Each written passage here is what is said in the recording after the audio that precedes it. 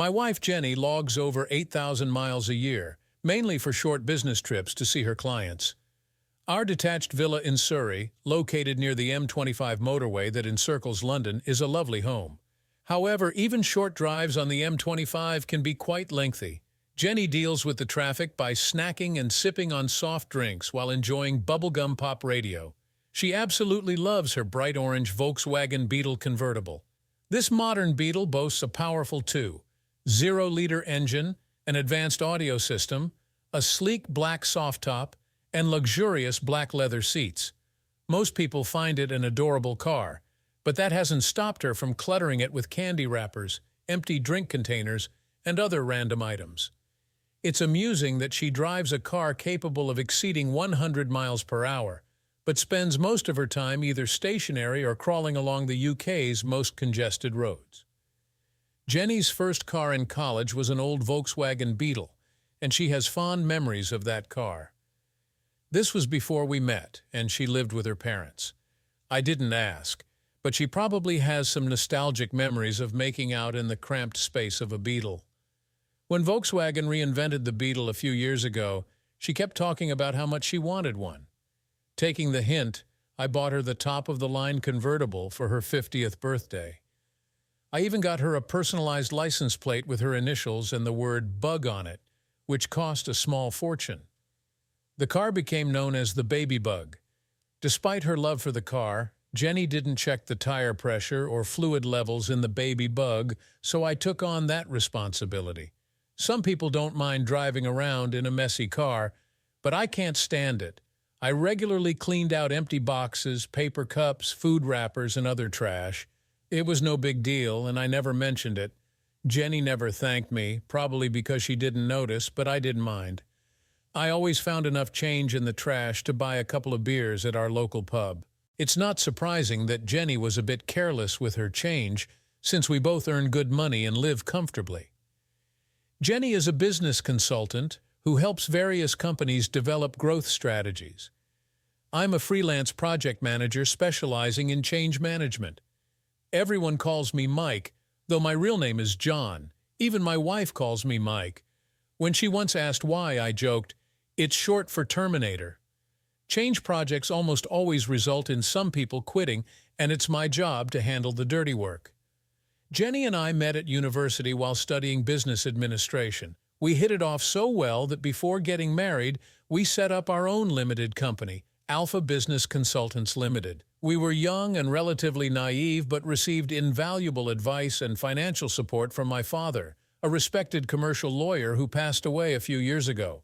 When we started the company, he agreed to become a director, giving us the credibility we needed to negotiate with potential clients. In return, we gave him some shares of the company, and he always shared his skills, knowledge, and experience with us. In the beginning, Jenny and I worked hard to build our consulting business for strategic business planning. However, we soon realized our skills were different. Jenny excels at future planning, while I am better at solving immediate problems. Jenny focuses on what should happen, and I handle issues when plans go awry.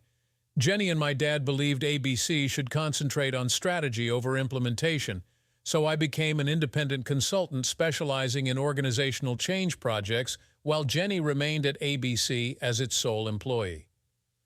Our twin daughters, Emma and Sophie, left for university a few years ago.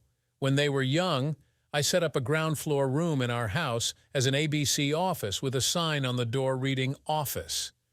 Jenny or I could work there without interruptions, though it eventually became Jenny's office since I mostly worked on-site with clients. She managed around 50 key clients and charged consulting fees as needed. Unlike Jenny, I rarely had full-time business but received referrals and often worked as an assistant for a large management consultancy. Typically, I had one client at a time working on major projects like office relocations or restructuring for weeks or months. After each project, I took breaks to read, improve my cooking, and handle house maintenance. While the uncertainty of my next project could be daunting, I enjoyed the flexibility. I also regularly cleaned the fish tank in Jenny's office. She read that a large aquarium with colorful tropical fish aids thinking, so she got one but didn't want to maintain it.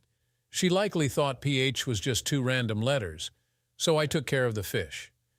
I never complained about being alone when Jenny was away on business trips, and she didn't mind when I traveled for work. Our personal lives even benefited from these absences, especially after our daughters left. I hoped as empty nesters we could go out more and maybe take romantic trips to Paris or Rome. People plan, but the gods laugh, as the saying goes. Everything changed. When Jenny came home with a tiny Shih Tzu puppy named Max, it instantly reminded me of a joke about a zoo with only one animal, a Shih Tzu. I was annoyed she got a dog without discussing it with me first. Though Max was friendly, I knew I'd end up walking and taking care of him, especially when Jenny was away. As a puppy, he needed house training, and I ended up doing it. We named him Little Max because he was so small, and for a while he went everywhere with us. Jenny adored Little Max. He sat on her lap, lay next to her on the sofa, and even joined us at the dinner table. In the mornings, he was always on our bed despite my efforts to keep him out of certain areas. Jenny didn't listen, and to keep our love life intact, I had to lock the bedroom door when I wanted to be alone with my wife. But I always remembered to unlock it afterward. Otherwise, Little Max would howl outside and Jenny would be upset with me inside. That Sunday afternoon seemed normal until I spotted a credit card receipt from the Ansley House Hotel near a plastic bag. The hotel, about 20 miles away, is known for its restaurant, spa, and conference center, hosting various events. The receipt amount suggested lunch or dinner for 2 or 3 people. Assuming Jenny was treating clients, I kept the receipt in my wallet for her. I then cleaned up the snack wrappers, tied up the plastic bag, and threw it away. Afterward, I took the baby bug to the garage for gas and a checkup. The next day, Jenny left on a business trip up north and wouldn't be back for several days.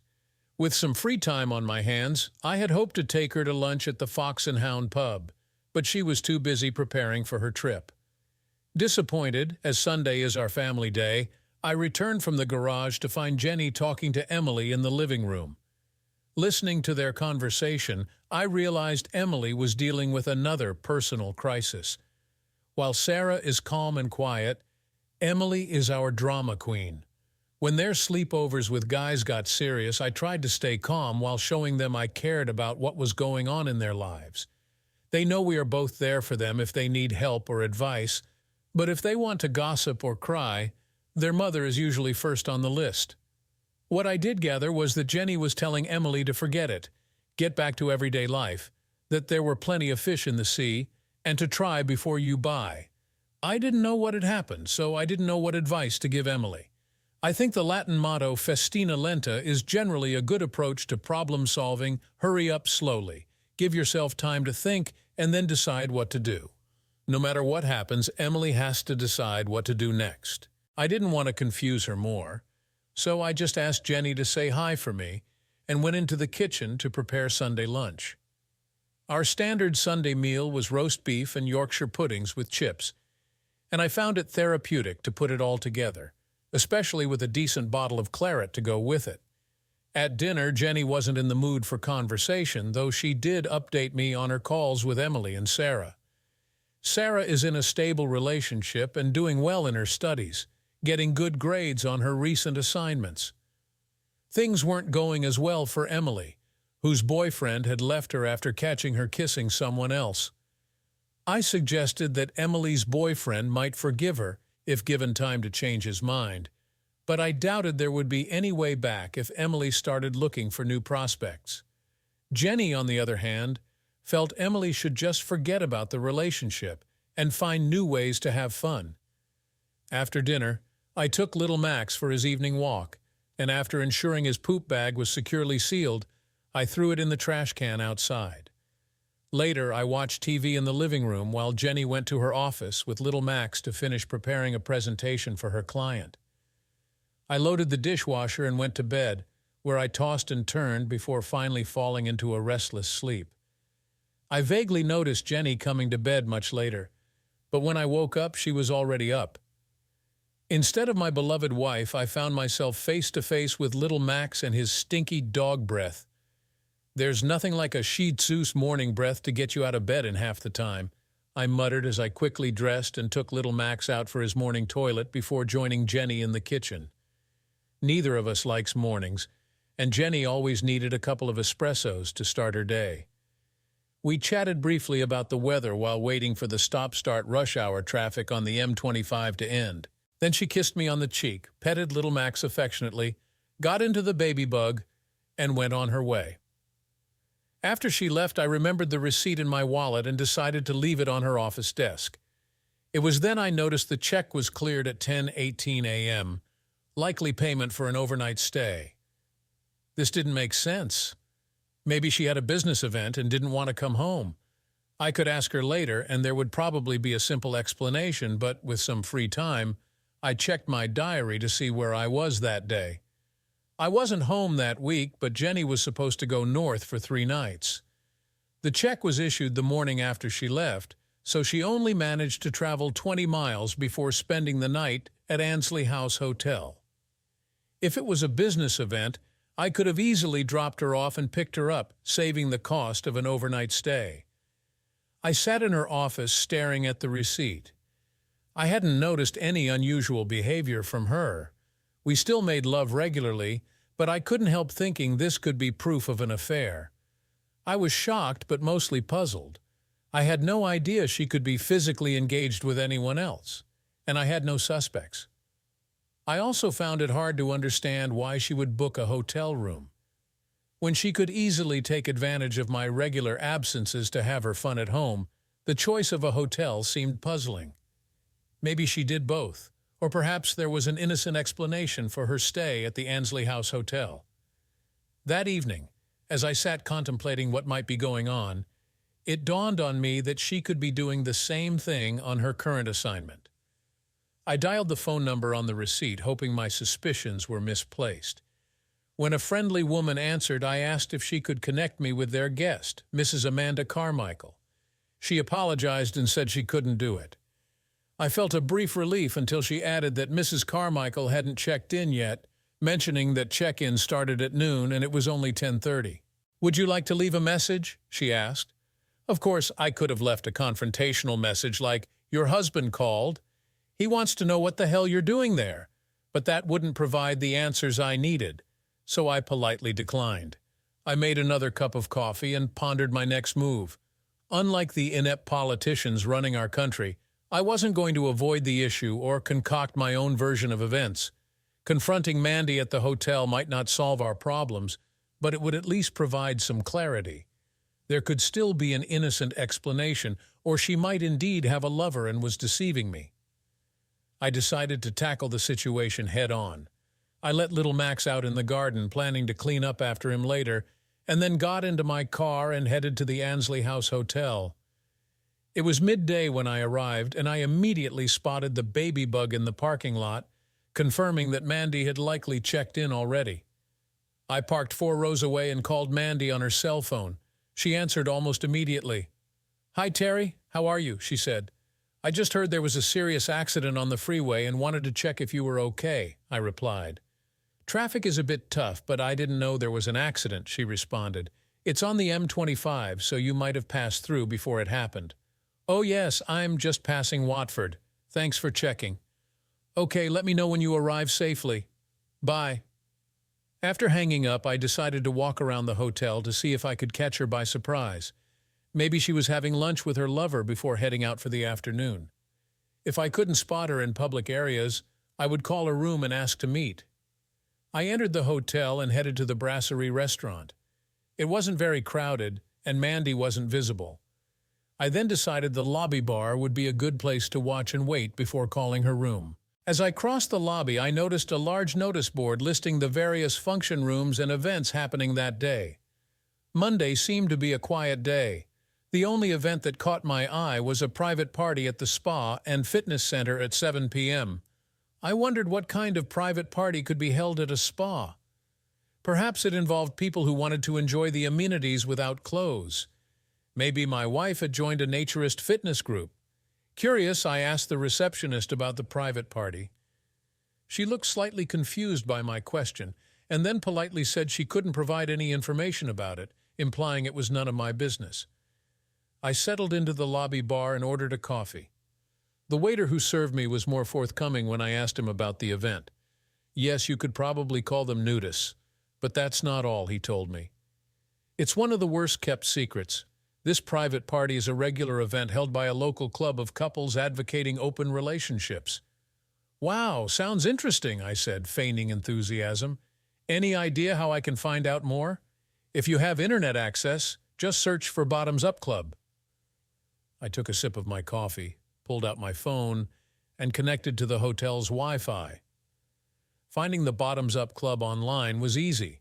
To attend any of their events, you had to join the club and accept its terms and conditions. The annual membership fee was only £20. The club's Mellow Monday Mix and Pick evening event, priced at £49 for single men, took place at 7 p.m. at the spa of a local hotel. The website outlined the dress code, noting that masks were optional. By this time, I was convinced Mandy had checked into the hotel because of this Mellow Monday Mix and Pick. It seemed she planned to have some fun that evening, so I decided to catch her in the act. I didn't want to see my wife being intimate with strangers, but I needed clear evidence if she was cheating on me. My plan wouldn't work if she saw me in the lobby, so I finished my coffee and went outside to my car. I called the Bottoms Up Club and spoke with a woman who processed my payment. She explained I needed to bring ID to the event and assured me my personal information wouldn't be shared with third parties, including other members. You can buy condoms and masks at the event, or bring your own if you prefer, she added. The club's name wouldn't appear on any transaction records. Instead, the vendor would be listed as SJB Services on all purchases. I went back home to check on little Max and get ready for my meeting with the Bottoms Up Club. Until then, I wasn't sure if I was on the right track. However, checking our finances online, including ABC bank accounts, revealed periodic payments to SJB Services over the past year. These payments were likely for Mandy's membership and various events she attended. I printed out the bank statements and returned to the hotel in the evening. After waiting until 8 p.m., I headed to the spa. A pleasant middle-aged woman in a floral dress sat at a large table in the spa's reception area. She was the same person I had spoken to on the phone. She checked my ID and sold me a mask and condoms, which I had no intention of using, but bought to maintain appearances.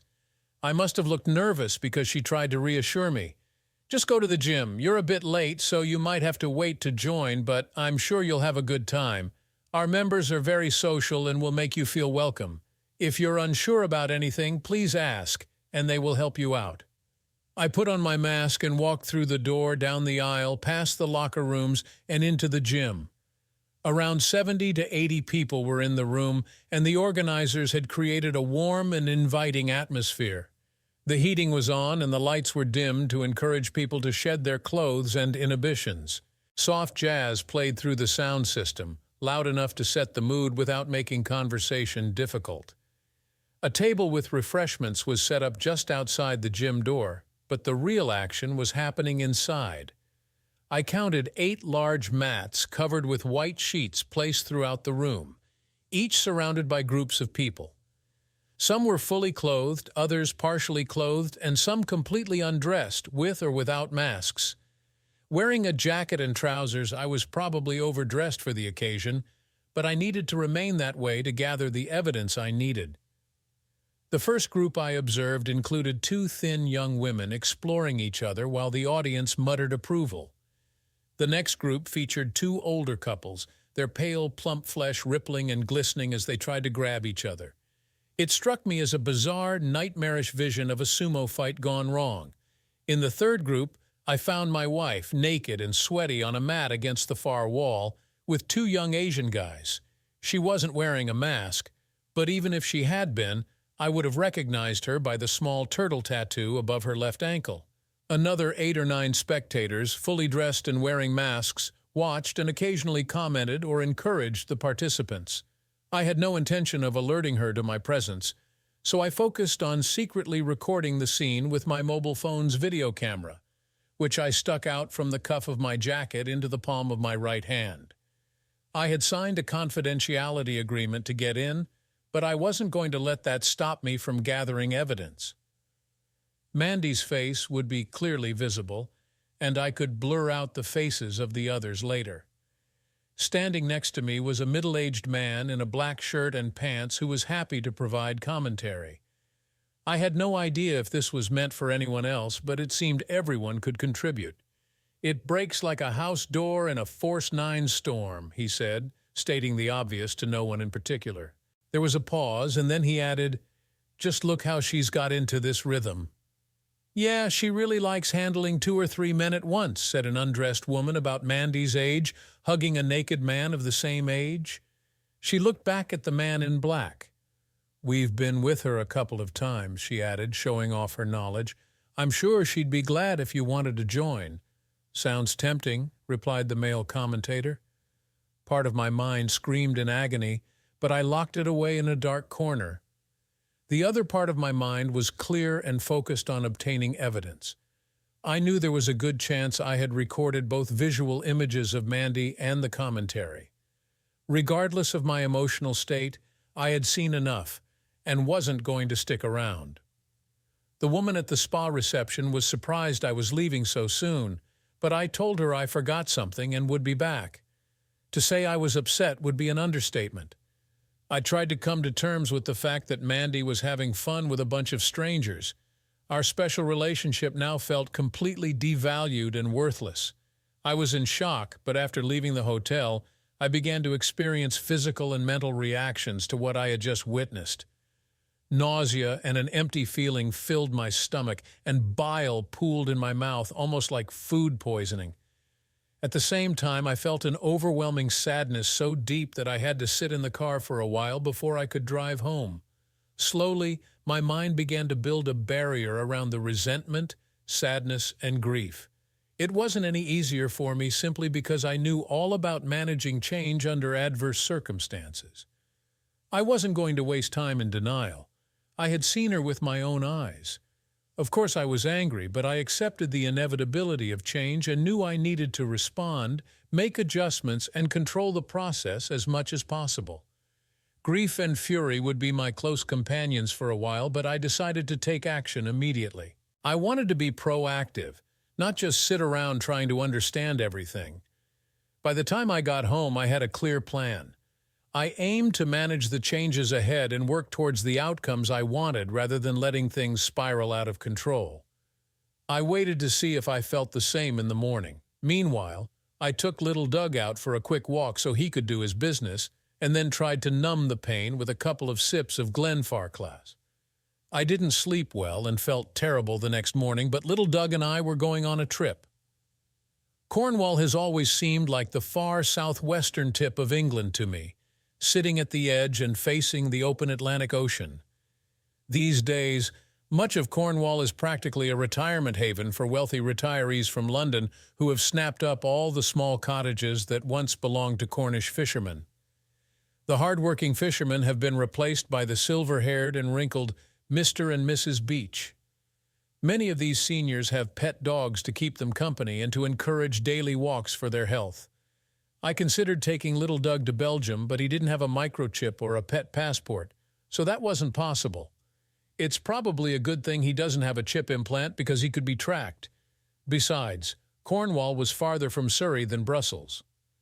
The drive to Newquay took over 5 hours, with a short stop along the way to let little Doug stretch his legs and relieve himself. The kind lady at the animal shelter happily took him from my arms when I told her I had found him wandering the streets of Newquay without a collar or any sign of an owner. She immediately recognized little Doug as a Shih Tzu, and I tried to tell her my joke about the zoo, but she didn't get it. She assured me the dog would easily find a home, even if his owners couldn't be found, since he was exactly the kind of small dog older people look for. I was glad little Doug didn't whine when I left. He just looked a little puzzled. On my way out of Newquay, I decided to find a country pub for a late lunch. When I asked the man behind the cash register at a gas station where I could get lunch, he said, "You can go to the White Horse." I probably looked at him in surprise for several seconds until I realized he meant the White Horse Hotel nearby. Soon I was sitting alone at a table in a quiet corner of the pub with a ploughman's lunch and half a pint of good ale. I checked my cell phone for text messages and then called Jim Savage. Jim is a senior partner at a large management consultancy based in Surrey. Mandy and I have known Jim for a long time because he is ABC's main competitor. Jim is a fairly likable character, but he's a bit of a wolf in sheep's clothing when it comes to business. Soon after Mandy and I started ABC, Jim tried everything he could to neutralize us. He offered us a well-paying job if we closed ABC and joined him. There's no doubt Jim would have hired us, but would have gotten rid of us later when it was convenient for him. Over the years, we did not accept Jim's offer, but we met with him from time to time at various business events held by the local Chamber of Commerce. Jim was very interested in what I had to say, and despite the urgency, agreed to meet with me the next day. When I got back to Surrey, it was already early evening, and I decided to call Mandy and tell her about little Doug. I still felt angry, but at least I had taken action to calm that anger. I was sure I could talk to her without revealing what was on my mind.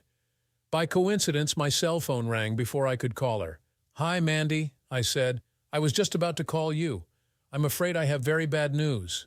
This afternoon, little Doug somehow got out of the garden.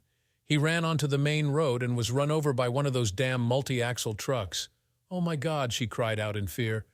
"What happened? Is he okay?" "Sorry, Mandy, I'm afraid he's gone.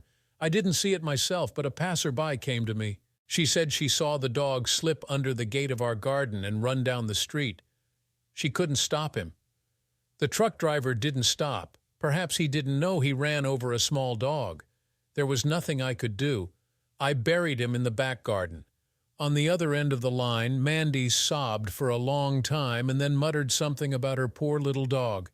Actually, I thought about putting the dog down, but it seemed too much. Well, you have to draw the line somewhere. I can't blame little Doug for Mandy's decision to cheat. If I eliminated him, I would be a cold-blooded dog killer. He's not a wild animal like, for example, a wild goat.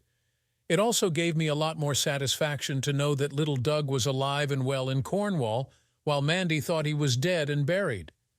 I expressed my condolences to Mandy and offered to buy a small headstone for Doug's grave.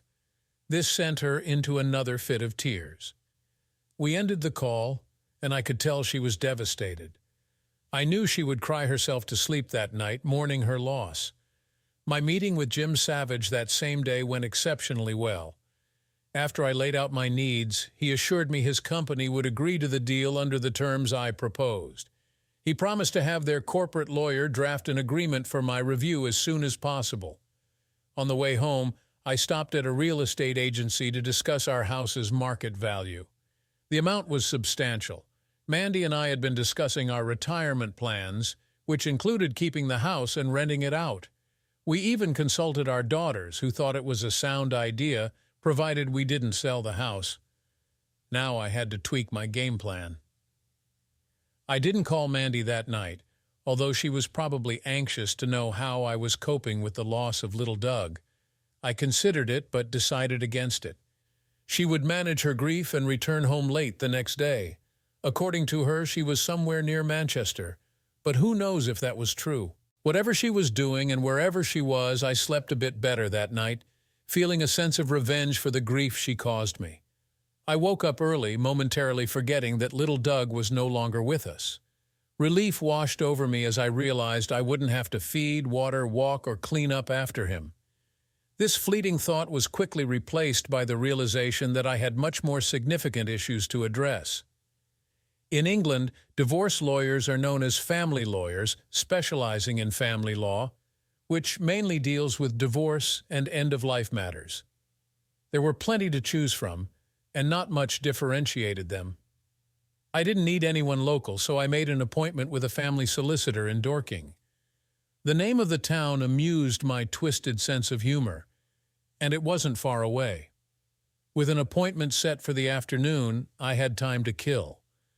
I checked the Driver and Vehicle Licensing Authority website for personalized registration plates, visited a jewelry shop, and did some grocery shopping before heading to Dorking. I also made several business-related phone calls. By the time I arrived at the family law firm's office, my nerves were already on edge. I never expected to find myself in this situation. The secretary tried to calm me down, offering a cup of coffee while I waited. The lawyer, a middle-aged woman, listened attentively to my story but cautioned me against rushing into anything. For a moment, I wondered if she shared my wife's passion, but I realized she was likely interested in dragging out the process to make more money.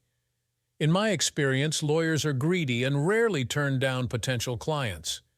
I pointed out that the divorce petition could be withdrawn later. Of course, from my perspective, it was unlikely, and the lawyer probably didn't care. But she seemed satisfied that we had discussed options and agreed to file for divorce based on Mandy's infidelity. When Mandy returned home that evening, she was deprived of her favorite meal. I decided to make an extremely spicy beef curry, one of my favorite recipes, but one she couldn't stand. This was fine with me and gave me an excuse to enjoy some of the excellent Scotch craft beer I loved. Over dinner, I told her about the new contract I had secured while she was away, explaining that I would be working up north in Yorkshire for a while. She seemed to think it was just another project like the others I had worked on over the years. She was still deeply saddened by little Doug's death, and disappointed to learn that I was leaving for Yorkshire the next morning and wouldn't return until late Saturday evening. Not wanting to seem completely heartless, I hugged her after dinner, and we sat together watching TV. She cried softly for little Doug while I quietly savored the beer and curry fumes. My trip to Yorkshire was incredibly productive. The deal had been finalized over the phone, and the client had all the paperwork ready for signing. I knew several directors, and they were thrilled that I accepted an initial 6-month assignment with the potential for a permanent position. In addition to my fee, they agreed to cover moving costs, temporary accommodation in a local hotel for 2 weeks, and half the cost of renting a property in Yorkshire for the remainder of the period. Everything was set for me to begin work almost immediately. Now I just needed to distance myself from Mandy. My cell phone rang that evening, right after I checked into the hotel. I was looking forward to a pint or two of local Yorkshire ale and didn't want to spend time on the phone with Mandy. She discovered the fish floating lifelessly in the afternoon and tried her best to break the news to me gently. She was completely unaware that she was talking to the fish terminator himself. I had simply stopped feeding them. "I'm really sorry to give you more bad news, especially after losing little Doug," she said. "I have no idea what happened, but there was nothing I could do to save them." "I think you're right, Mandy," I replied. "It's too late to save them. Just leave the tank. I'll clean and disinfect it when I return tomorrow." That Saturday, the atmosphere at home was very subdued. It was only a brief stopover for me. As I returned early in the morning, preparing to head back to Yorkshire on Sunday, I had a list of tasks, including sorting through a pile of paperwork. Mandy went shopping and cooked dinner to distract herself, and we spent a quiet evening watching TV with a glass of wine, seeing celebrities on talk shows. Neither of us was in the mood for intimacy, probably because we were both physically and emotionally drained. Surprisingly, I managed to sleep well for the first time in days. When I woke up, my body felt more relaxed, and my mind had adjusted to the new reality. Feelings of alienation, uncertainty, and despair had faded, replaced by a grim determination to keep working and make the best of the situation. Although I still felt sad and empty inside, I knew I was far from despondent and had gained control of my emotions by focusing on short-term goals I could achieve. After lunch, I packed the car, kissed Mandy goodbye, and drove off to Yorkshire. Mandy must have been utterly shocked when she was served with divorce papers a few days later. She had no warning and likely thought she was just signing for business documents. I made sure my cell phone was turned off that day.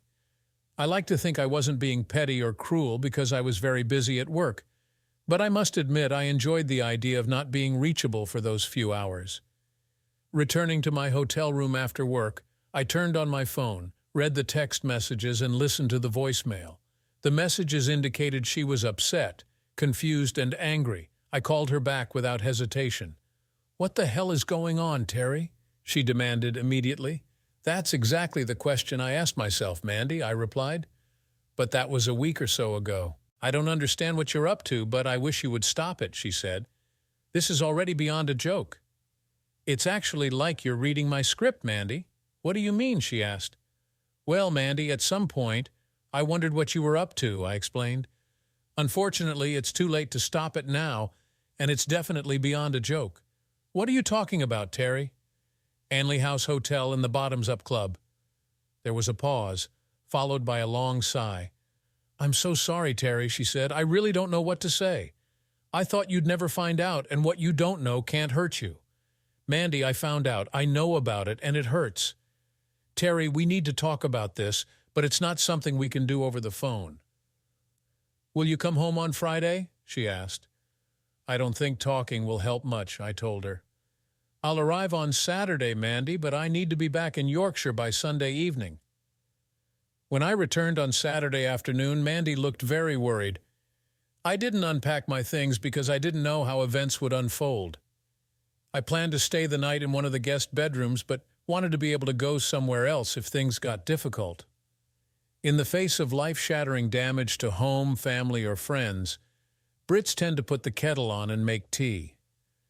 Mandy soon sat us down in the living room with a cup of tea, and I waited patiently for her to speak. First of all, I have to lay my cards on the table and say that this whole mess is my fault, Terry, she said. I said nothing. The fact is that I gave in to temptation. I found out about the Bottoms Up Club almost by accident, and then I couldn't stop thinking about it. You weren't home when I first went. I was incredibly nervous, to the point of wearing a masquerade mask, because I thought that if I could hide my face, people wouldn't see me. I thought I could just be an observer, watch while other people performed and put on a show for others. I waited for her to continue. At first everything was as I had imagined, she said. But then different people began to approach me, and this turned me on incredibly. It didn't take long before I allowed myself to be persuaded to take an active part. It was kind of scary, but after doing it the first time, I realized that these people are some of the most sincere, honest, and safe people I've ever met, which is another reason why I kept doing it. I found that I liked it. I like watching other people have lovemaking, and I like being watched during lovemaking. Part of this has to do with the idea that lovemaking with other people can just be fun. It doesn't have to be such a big deal. She looked at me with hope and expectation. I agree, Mandy, I replied. Lovemaking with other people can be fun. She smiled at me encouragingly. As far as I'm concerned, I continued, if you have no obligations to anyone else, you can do whatever you want as long as it's between consenting adults. I sipped my tea, watching her smile quickly disappear, and waited for her reaction. Mandy acted as I expected. She admitted there was a flaw in her plan, but offered no apology, no regret for the damage caused, and no indication that she would change her behavior. I knew her well enough to understand she would be stubborn about this. What I did with other men from time to time didn't affect my feelings for you, Terry, she said. I love you very much, and our life together is wonderful. I just hope you can understand that having fun with other men in a safe environment doesn't threaten what you and I have. If you're not interested, you can just ignore it. If you're not there, you won't see anything, she added. I think you're wrong, Mandy, I replied. Anyway, it's too late for me to ignore it now. What do you mean? She asked. I know about the payments to the hotel and the club. Are you saying you didn't think I would find out? I looked into her eyes. If I remember correctly, around 8 p.m. On Monday, a couple of weeks ago, you were having fun with two young Asian guys. Some people said you enjoy lovemaking in public. Oh my God, she gasped. I am so sorry. Seeing me there must have been a terrible shock, but please understand it was always just a physical activity. It was nothing but an exciting adventure, that's all it could ever be. Believe me, I don't love anyone else and wouldn't want to. Looking back, I know I should have talked to you, but I wasn't sure I could. Well, you're right about that, Mandy, I said. I wouldn't be happy if you had told me what you were up to. Maybe it was more exciting for you because you couldn't tell me. I know you must be feeling hurt and disappointed, and I understand your point of view, Terry. I agree I may have made an error in judgment, but filing for divorce is an extreme reaction, don't you think? To be continued soon.